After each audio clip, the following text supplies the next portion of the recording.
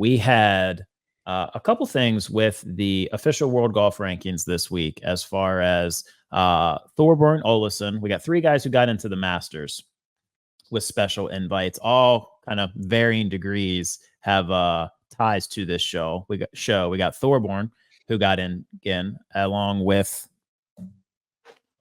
wrong one. Hold on. Here's a Tuncie. Got in, and then DB, your boy Joachim Niemann, got into special invites for the Masters, which also led to Greg Norman throwing out a post about the official World Golf Rankings, where he said, "Laughable.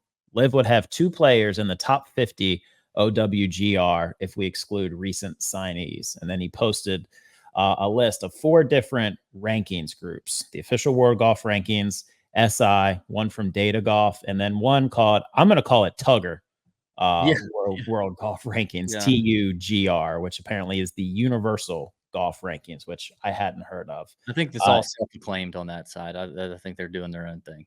They're unanimous. We got Scotty Scheffler, and then it varies from there. You've got Live guys, you've got PGA Tour guys. From 2 to 10 is what I'll go with. Everything is just kind of all over the place. So I wanted to throw that at you guys. I wanted to, if we had a TJGR, the Tour Junkies Golf Rankings, we can do this. Each of you give me a top 10. What would your TJGR rankings look like? Okay. How do you start? All right, I can start. So we're gonna go ahead and just say Scheffler's 1, because I don't agreement.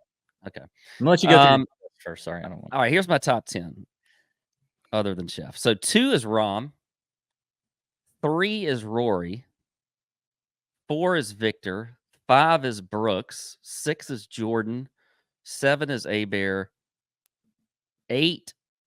I don't like 8. I kind of feel like 8 is like an 8A and B is Cantlay and Xander, but I really don't even want to put them in there. But I just feel like, unanimously, and all of these are kind of in there. Then I'm going Gooch and Neiman. Now, I put a lot of live guys in here, and I think these live guys, like especially Neiman and Gooch, if they were getting ranking points, would be up there in the top 10 the way they've been playing lately. So, and I think Brooks is one of the best players in the world. I mean, when he comes to a major, you never can count out Brooks. And so that's why I put him so high up there. So there you go. Wow. Serious question. Did you forget that Max Homa or Colin Morikawa exist? I did not. Actually, I had Kawa up there. I think I had him at. So you put Gooch? I think I had him Gooch and Neiman above Max Homa. At 8, and then I moved him out to keep Cantlay and Xander in there. Really, Gooch is kind of like. I will switch Gooch and Neiman, and I put Gooch 12, because really I had 11, because I put Xander and Cantlay as 8A and B. But you would put so you'd put Xander and Cantlay over Homa and Morikawa? I would, yeah. I think on an average basis they're better than Homa and Kawa. Yeah, this obviously depends on how you think about it. And I mean, look at these rankings. Xander and Cantlay are in the top 5 of every single one of them. So you couldn't immediately say Homa and Kawa are ahead of those 2. I don't think. Well, I think it depends on how you look at it. So, obviously the OWGR, I think that whole system is very flawed. First of all, I think it goes. I think it's there's too much weight in some of the longer term stuff. And, we've talked to golfers. Golfers change. They go through, a golfer for 3 months could look this way, and then the next 3 months he looks this way, and then another 3 months from now he looks like this one back here. And, it changes a lot. And so sometimes I think it's just hard to get – sometimes the World Golf Ranking gives so many points and credit to what a guy did 10 months ago, and now it seems like he's a totally different player. And then vice versa, a guy who's on fire – isn't catching up to the same speed that you feel like he should be catching up to in terms of where does he rank today? I don't have any math behind this, but this is how I thought about it. I thought about it kind of 2 ways: pure talent. And then I thought about majors, because we say majors are what determines the best players in the world. Do we not? We say they're the strongest fields. We do. Although the problem is there's a lot of players that are the best players in the world that are steadily getting pushed out of the majors. I know. That is a Gooch huge is one of them. That is a huge problem. I agree.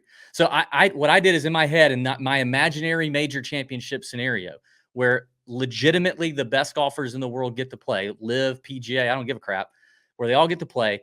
Who do I think performs best in those majors? Who do I think? And then aside from that, outside of the majors, who's just the most talented? So we both have the same top two, Scotty and Rahm. I'm sure you're not going to be surprised by this, but Rory is in my 5 spot. I think in terms of pure talent and a guy who could win a major tomorrow, and I trust him to do it more so than I do everyone on the list behind him, maybe except for Brooks, is Dustin Johnson. I have him at 3. I have Victor Hovland at 4.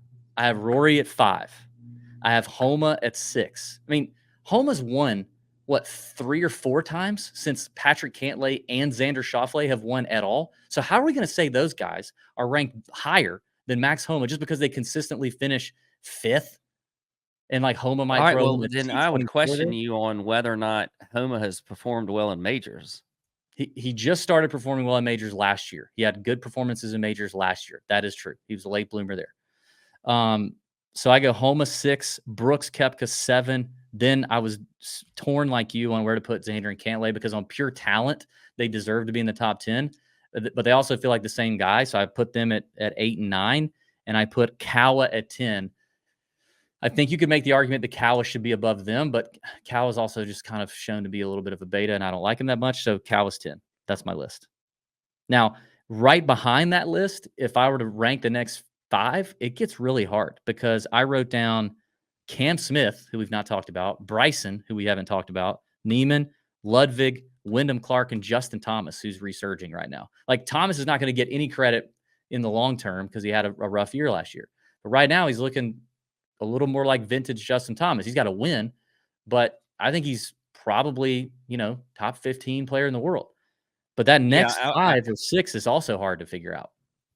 I'm surprised you didn't put Neiman in there. I think Neiman, from a talent standpoint, is one of the top 10 players in the world. I think he's very talented, but he can hit a ton of different shots. Even on the PGA Tour, though, I sometimes questioned how engaged he was from a week to week. And that kind of hurts you. You know what I mean? And I don't know that Neiman really showed it in majors when he had opportunities. I'd have to go back and look at his major record, but I don't. Part of this too, though, is and this is what drives me crazy about, especially, a lot of things. People pick bets, they pick DFS lineups, and they just pick whatever. I mean, one and dones off people they like, and moving people up and down the rankings because you don't like them is just stupid to me. Like, I don't think you put Rory at 6 or 7. I know you have him at 5 or whatever, just because you don't like Rory or he hasn't closed the door on some majors late. I mean, you can't look at me and tell me that Rory is not one of the most talented golfers in the world. He's in my opinion, he's the 5th most talented golfer in the world. That's pretty freaking good. That's pretty good. But I think he should. You think he's more talented than Dustin Johnson? You think he's more talented than Dustin Johnson? Yes, I do. Maybe I think that's a stretch to put DJ up that high. But right now, I trust DJ to close the door at the Masters way more than I do Rory to close, or any major for that matter. Way more. Give both of them tied going into the last back 9 on a Sunday for any major. I'll take DJ every day of the week. And that's something. That is a talent. He has a talent of being a big dumb animal in big situations and being a mouth breather, not getting worked up, not putting too much pressure on himself, and closing the door. And he's freakish. How could you say that over Brooks Koepka? Brooks Koepka closes the door in majors. DJ's won 2 majors. They're like the same person. I would put Brooks Koepka over DJ. Yeah, I mean, I could see how you can make an argument for that. I think there's a little bit of recency bias in DJ's recent dominant live in Vegas. I agree. A little bit of that. Just again, I'm thinking about who today is my top 10. But I can get down with that. The thing that's interesting, though, is that you and I are very different, as are some of these rankings that we're looking at here. And so it also brings up the point of, what is the best way to determine these rankings? Because even just you and I are 2 talking heads about golf, have very different views of people, of players. Yeah. And so it makes it very hard to say, like, what's the exact one. I do think, though, the official world golf ranking is definitely flawed, especially with the way things are now. It's got to adapt to the way things are now. And so I don't know what the perfect way is, but it's certainly not reflective of who the real top, 50 people or so in the world are. Yeah. And, going back to the Masters invites with Neiman and Histautier and and who's the third one? Piss Bear. Or Yeah. Torbjorn. It's not like the Masters just decided to give this to him because he's done well at Live. I don't think that's actually what happened. They're doing it because of what he's done to qualify. Didn't he win like the Asian Pacific or something over the fall, or he contended and played well over there? And then there was something else that's in their qualifications. I think it's a misleading statement to say, oh, the Masters is smart because they're realizing they need Live guys in the field. I don't think that's actually what happened. I mean, there's a Masters board member, or there's a Masters member on the board at the OWGR that's choosing to block Live from getting points. So I don't think that that's the case. And the argument here can all be boiled down. Everybody bickering on Twitter about should they be in, should they not, should Live players be in the majors, should they not? You can forget all the points thing. Like all the world golf ranking points can be thrown out the window for majors if the 4 majors decide they just want the best players in the world and they want to determine who they are. So like they could get the National, the USGA, the PGA of America, the RNA could all get 12 guys in a room and vote on who their best players are and who they want in majors, and then just make it happen regardless of world golf ranking points. If they decide Taylor Gooch is one of the best players in the world, they want him in a major, they want to send an invite, they should do that. They're not doing that. That's not what they're doing. That's not what the Masters is doing. I'm glad they're letting Joaquin Niemann play because I love watching Joaquin Niemann. I think he's a good fit for Augusta, but that is not what they are doing. And so it's not like I don't understand the Live victory laps for this. There really shouldn't be a Live victory lap here. Yeah, So, I don't.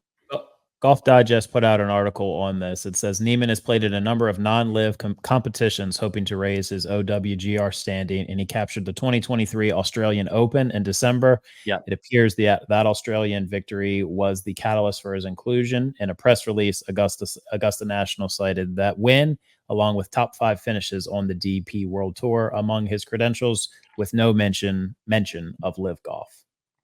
Yeah. Well, I think it's fairly obvious either way that he should be a top 50 in the world golfer. 100%. I wish the National would invite more. I mean, like 80. I'm so sick of. I mean, we're not getting into Masters discussion, but I'm sick of the Masters being a 90 or 85 player field. You know what I mean? Yeah, it's too small. I wish it was a little bit bigger. It doesn't have to be 140 or 150, but it's going to be 80. I think if it like just got to 100, players. yeah, just get to 100. 100 would be amazing. Anyway, all right.